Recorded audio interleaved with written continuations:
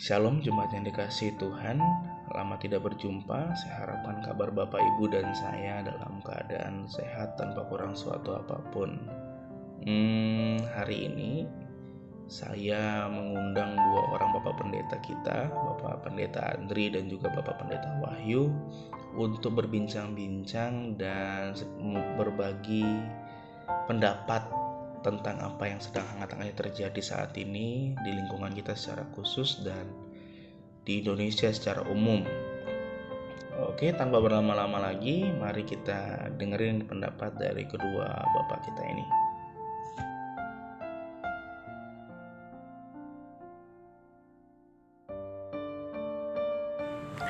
Ya, baiklah. Selamat bertemu kembali. Salam. Jadi sebelum kita membahas dan menjawab pertanyaan tentang seputar bagaimana kita berkumpul, baiknya kita pahami dulu apa itu yang dimaksud dengan lockdown atau apa itu yang dimaksud dengan social distancing ya. Nah, kalau lockdown itu kan sifatnya seluruh kota itu harus tertutup. Jadi semua orang harus di dalam rumah, jalan-jalan harus sepi. Nah, ini sulit untuk dilakukan. Kenapa? Karena Indonesia ini kan banyak orang-orang miskin.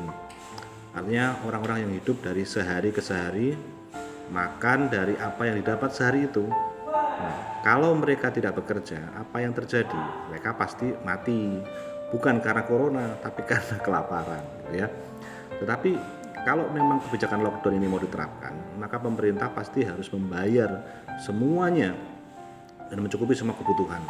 Harusnya lockdown ini dilakukan sejak awal mula kasus ini muncul. Nah, kalau sekarang ini ya sudah terlambat karena sudah menyebar di seluruh Indonesia dan ya sulit untuk melockdown seluruh Indonesia. Itu yang pertama.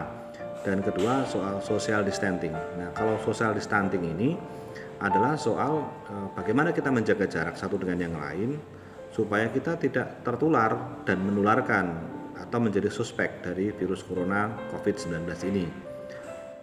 Memang ini sulit diterapkan. Lalu bagaimana, apakah kemudian ketika kita betul-betul di rumah itu benar-benar aman? Ya, saya pikir aman dari apa dulu? Aman dari COVID mungkin juga iya, mungkin juga tidak, karena kita tetap butuh suplai makanan kok. Nah, ketika suplai makanan itu juga dikirim oleh orang lain, kemudian kita terkontaminasi, makanan itu terkontaminasi, itu bisa juga ya. Apakah semua disemprot? Nah, ini saya pikir ya agak berlebihan juga gitu kan. Maka yang paling tepat itu adalah ya bagi saya menjaga kebersihan yang paling utama. Kemudian juga mengurangi bepergian yang tidak perlu.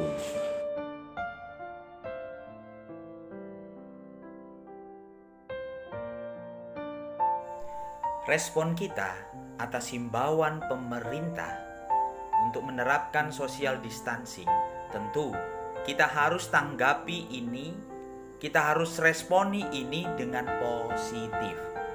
Ambil hikmahnya.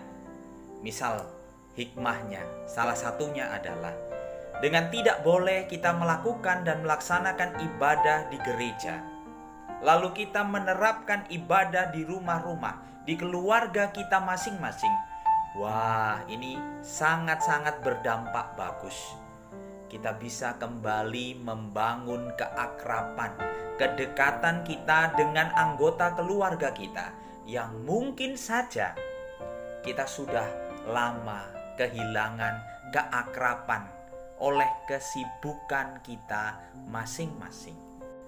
Selanjutnya, tentu pemerintah menerapkan dan menetapkan social distancing ini dengan segala pertimbangan-pertimbangannya. Maka mari kita percaya kepada pemerintah bahwa ini yang terbaik, baik untuk kita secara pribadi, bagi keluarga kita, maupun bagi masyarakat luas. Ya, baik.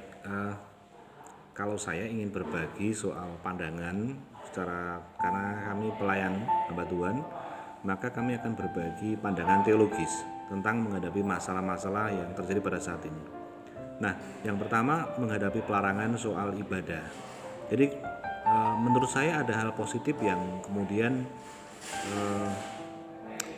bisa kita lihat dari pelarangan ibadah bersama-sama di gereja atau di rumah ibadah itu, di mana kemudian kita bisa tetap beribadah di rumah masing-masing, di mana kepala keluarga atau anggota keluarga yang dianggap mampu itu dapat memimpin ibadah keluarga masing-masing.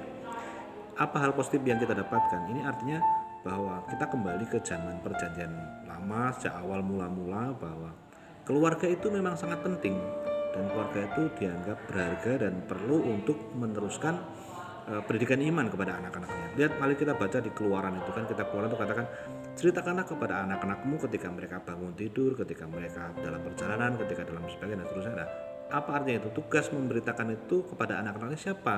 Tugas orang tua, apakah itu bapak, apakah itu ibu, apakah kakak dan seterusnya. Nah, sekarang ini hal yang menarik adalah kita bisa memberitakan firman Tuhan bagi keluarga kita sendiri. Dan terutama dengan adanya lockdown di beberapa kota ataupun juga social distancing di beberapa kota dan ada libur nasional yang besar-besaran ini, membuat para pekerja-pekerja yang biasanya sibuk berangkat itu bangun pagi jam 4 sore, jam 4 pagi, kemudian berangkat jam 5, pulang jam 11 malam ya, tidak sempat ketemu dengan anak-anaknya. Dengan adanya libur nasional yang besar ini karena virus ini, ya saya pikir itu merugikan pastikan. Tapi ada hal positif yang bisa kita ambil, di mana anak-anak itu bisa bertemu dengan ayahnya, bisa bertemu dengan ibunya, bahkan mereka bisa ibadah bersama. Artinya jika kita melihat ini sebagai hal yang positif, atau kita bisa melihat hal positif dari musibah yang kita alami pada saat ini, kita bisa mengambil hal yang positif itu dan kita bisa memanfaatkannya untuk kebaikan kita bersama semuanya, sambil menunggu dan berdoa semoga virus corona ini dapat segera berakhir tentunya. Selain itu juga kalau memang di ibadah itu ditiadakan, maka kita harus punya format yang baru, format yang berbeda, di mana gereja bisa melayani melalui jejaring sosial, misalnya medsos, Facebook, Instagram, WA dan sebagainya. Dan bagi yang tidak punya alat komunikasi seperti itu, maka mereka juga bisa mendapatkan pelayanan-layanan khusus supaya mereka juga bisa memimpin atau mengadakan ibadah di rumah mereka masing-masing. Saya pikir sih begitu.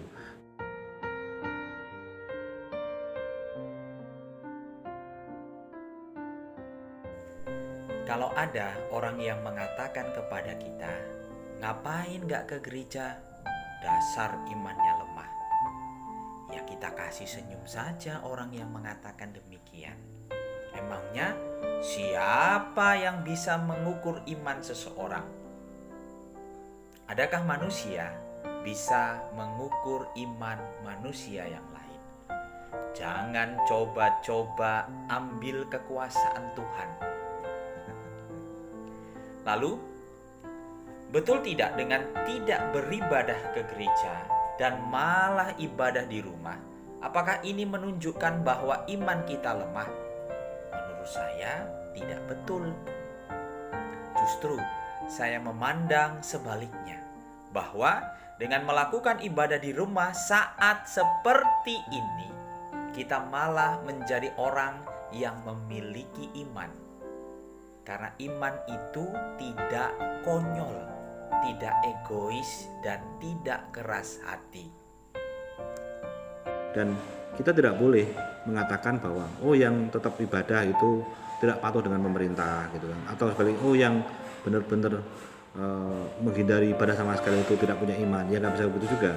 Tapi mari kita ikuti sih apa yang menjadi kebijakan pemerintah saat ini saja. Saya pikir seperti itu.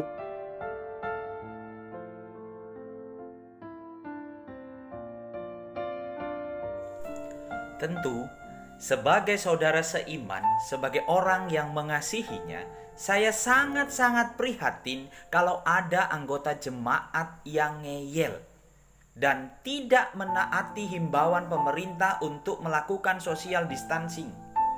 Saya sungguh-sungguh mendoakan orang-orang yang ngeyel tersebut untuk sadar. Ingat ya, Anda tidak kebal. Anda tidak kebal. Ingat bahwa sebagai manusia kita itu lemah, tidak luput dari sakit penyakit. Demikian juga dengan virus corona ini.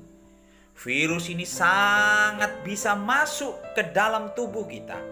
Maka jangan ngeyel, sadarlah dan bertobatlah.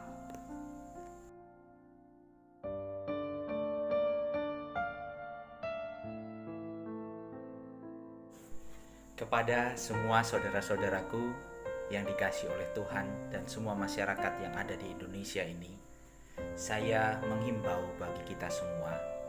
Yang pertama, saat virus corona ini menebar ketakutan, kita sebagai tubuh Kristus, sebagai gereja, harus menebar iman dan keberanian lewat doa-doa yang kita panjatkan, lewat pesan-pesan yang kita sampaikan pada orang lain, lewat pujian, lewat renungan, dan lain-lain. Lalu yang kedua, ketika semua orang hilang pengharapan, kita harus memberikan jawaban melalui tindakan kebaikan. Ketahuilah, krisis ini mungkin saja terjadi, tetapi Yesus Kristus pasti selalu mengatasi. Maka yang ketiga, jadilah bijak dan tetaplah berpengharapan bahwa Tuhan Yesus sanggup menolong kita melewati masa-masa yang sulit ini. Jadilah berkat dalam kehidupan kita. Tuhan memberkati kita semua. Apa yang perlu kita lakukan adalah menjaga jarak tadi, mengurangi aktivitas di luar, kemudian juga sifatnya itu kita menjaga kebersihan dan juga kita menjaga kesehatan juga ya. Jadi jangan sampai kita tidak makan, tidak minum gara-gara hanya mikir corona, tiap hari berdoa tiap hari ya.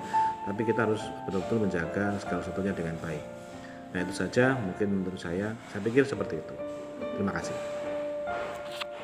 Ya, kita sudah mendengar bersama pandangan-pandangan, pendapat-pendapat dari Bapak Pendeta Andri dan juga Bapak Pendeta Wahyu. Saya ucapkan terima kasih kepada Bapak-Bapak Pendeta. Kiranya apa yang Bapak-Bapak Pendeta bisa bagikan dan utarakan dalam video ini bermanfaat dan bisa menjadi berkat bagi jemaat yang mendengar. Begitu saja dari kami, pelayanan yang bisa kami bagikan di hari ini. Tuhan Yesus memberkati.